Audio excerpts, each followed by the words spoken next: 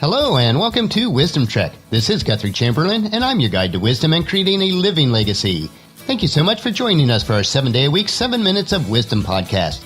This is day 259 of our trek, and yesterday we hiked the trail, The Wisdom of Being Teachable. Today we will explore why it seems like no one really feels rich or happy. I discovered this short story on Jeff Hayden's blog and I feel it's worth sharing. If you do miss any of the Wisdom Trek episodes, please go to wisdom-trek.com to listen to them and to read the daily journal. We are recording our podcast from our studios at Home 2 in Charlotte, North Carolina. As I mentioned the previous days, we will be in Arizona for 4 days, so I'm recording some additional podcasts ahead of time while we are away. These treks may be somewhat shorter, as we will take quick daily treks out on some short trails. So let's head out on our trail for today and learn, why doesn't anyone ever feel rich or happy?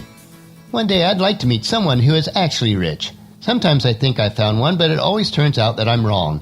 No matter how rich I assume a person to be, within a few minutes I find out just how poor that person really is.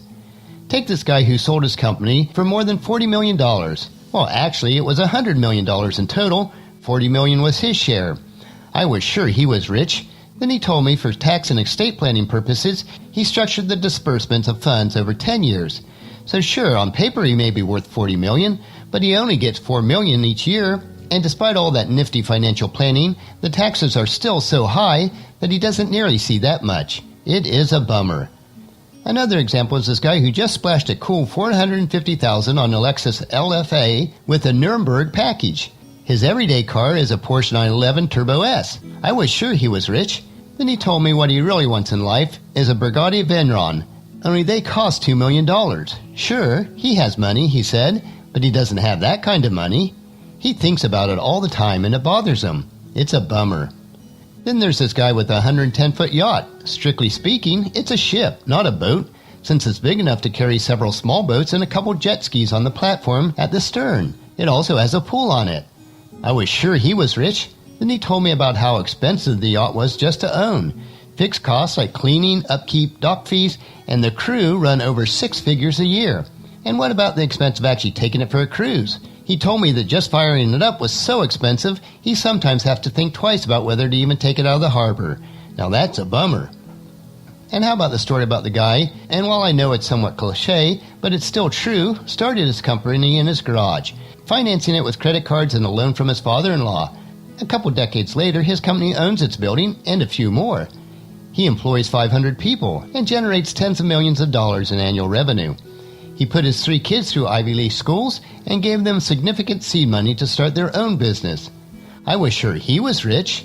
Then he explained that he still has to work 60 to 70 hours per week and can take only 1 week of vacation a year. Sure, he would like to have more free time, but running the company of this size requires constant and total attention. Why, it could all go away in just an instant, he said. And then what would happen to his family? The very thought of this makes him shudder. Now this is a bummer. So I decided to set my sights at a different target. By definition, there can't be that many rich people. Maybe a statistical probability was the problem. So I decided to look for someone who was happy. After all, not everyone can be rich, but anyone can be happy. I thought I found one when I met an entrepreneur who had landed her first big customer. Not just a big customer, a truly enabling customer. One who made it possible for her to hire her much-needed employees, make long-delayed equipment purchases, and finally get her creditors off her back. I figured that surely made her happy. But she told me about how she hates to recruit and interview. And then actually having to supervise those employees on a daily basis, oh, that was more than she wanted. She told me that adding equipment, maintaining a larger inventory, and managing the huge increase in production was such a pain. Don't get me wrong, she told me, as she looked around to make sure no one overheard, but she often longs for the good old days when life was a lot simpler. It's kind of a bummer. Another example is a guy who, after years of putting out feelers, was finally invited to serve on a board of a well-known startup. The company has potential, he said, but it's not Twitter or Facebook or even fancy. Now serving on one of those boards would be really cool. He thought it would be fun, but it's just kind of a bummer. Then there was a gal who just bought a bigger house, and now is bummed because it takes so much work to clean it. Or the guy who just doubled his income, bummed because now his taxes are higher. Or the gal who just landed her dream job is bummed because her daily commute is a half hour longer. Seems like no one I meet, no matter how much money or success they've achieved, is actually rich. Not really. And although I'm stretching the premise to make a point, it seems like no one I meet, no matter how fulfilling or gratifying their life might be, is actually happy. Not really. But that's okay. I'll keep looking. Someday I might find someone, and hopefully that someone is you. So we see the moral of this story is any time that we place our financial confidence and personal happiness on earthly resources, we will never have enough and never be happy. If you are not content and happy where you are today with what you currently have, you will never be content and happy with more. In the first letter that the Apostle Paul wrote to his understudy Timothy, he gave us a solution, even if you don't consider yourself wealthy, in 1 Timothy chapter 6, verses 6 through 8. And it says, "Yet true godliness with contentment in itself is great wealth. After all, we brought nothing with us when we came into this world, and we can't take anything with us when we leave it. So if we have enough food and clothing, let us be content."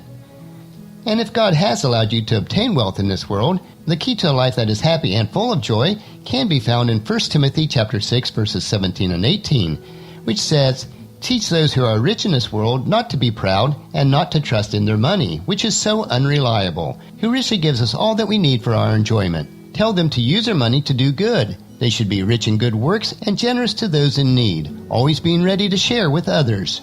So let me ask you another question. When will you be content with what you have? What will make you happy? Tomorrow we will be back on the trails as we explore another short story. So encourage your family and friends to join us and then come along with us tomorrow for another day of Wisdom Trek, Creating a Legacy. That will finish our podcast for today. As you enjoy these daily doses of wisdom, I encourage you to help us promote Wisdom Trek in the following 4 ways. First, leave us feedback about the podcast at wisdom-trek.com so we can continually improve. Second, on your smartphone, subscribe to iTunes, Google Play, Spreaker, SoundCloud, or Stitcher so that the podcast will be downloaded to you automatically each day. Third, on your computer, or if you have an iPhone or iPad, leave us a rating and a review on iTunes. This will help to spread the word so that others will join us on our Wisdom Trek. And fourth, most importantly, please share Wisdom Trek with your family and friends through email, Facebook, Twitter, or in person as you meet with them, and invite them to come along with us each day. The journal for today's trek can be found at wisdom-trek.com. Thank you so much for allowing me to be your guide, your mentor, but most importantly, your friend, as I serve you through the Wisdom Trek podcast and journal each day. As we take this trek together, let us always live abundantly, love unconditionally, listen intentionally, learn continuously, lend to others generously, lead with integrity, and leave a living legacy each day. This is Guthrie Chamberlain reminding you to keep moving forward, enjoy your journey, and then create a great day every day. See you tomorrow.